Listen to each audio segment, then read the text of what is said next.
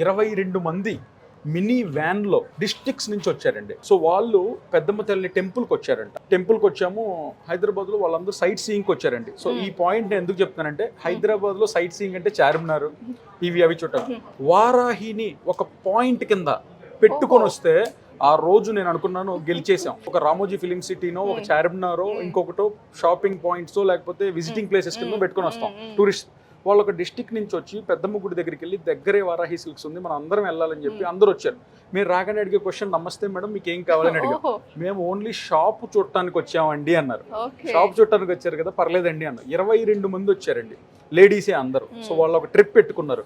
ఆ 22 మంది షాప్కి వచ్చిన తర్వాత నా కళ్ళల్లో నీళ్ళు తిరిగి, అంటే ఇంతకంటే ఒక ఓనర్కి కానీ ఒక ఫౌండర్కి కానీ అంతకంటే ఆనందం ఏముంటుంది. ఒక షాప్ చూడటానికి వచ్చామండి, మీ వీడియోలు చాలా చూసాం, ఒక్కసారి ఆ షాప్ను చూద్దామని వచ్చాను.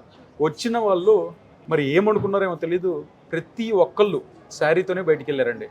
లేడీస్ అందరూ ఒకళ్ళకొకళ్ళు వాళ్ళు అనుకున్నారంట, బయట అడిగారు చూడటానికి రావచ్చా అని అడిగారంట.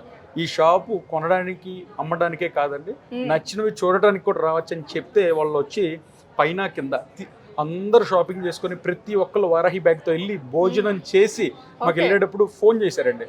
నేను వెళ్ళేటప్పటికి వెళ్ళిపోయాను.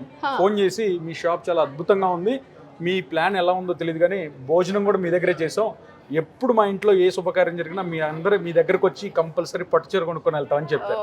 సో ఇది చాలాసార్లు చాలా ఎమోషనల్గా మాకు కనెక్ట్ అయిందండి. అంటే ఒక కస్టమరు షాపింగ్ పరంగా హాయ్ అంటే బాయ్ అనే ఫీలింగ్కి, ఒక ఎమోషనల్ కనెక్ట్కి ఉన్న డిఫరెన్స్ ఏంటనేది మా వారాహి ఈరోజు చూపించింది అనమాట. అందుకే ప్రతి కస్టమర్ని అలా ట్రీట్ చేయడం వల్లే మనం ఈరోజు ఇంత త్వరగా జనాల్లోకి, మార్కెట్లోకి వెళ్ళగలిగాం.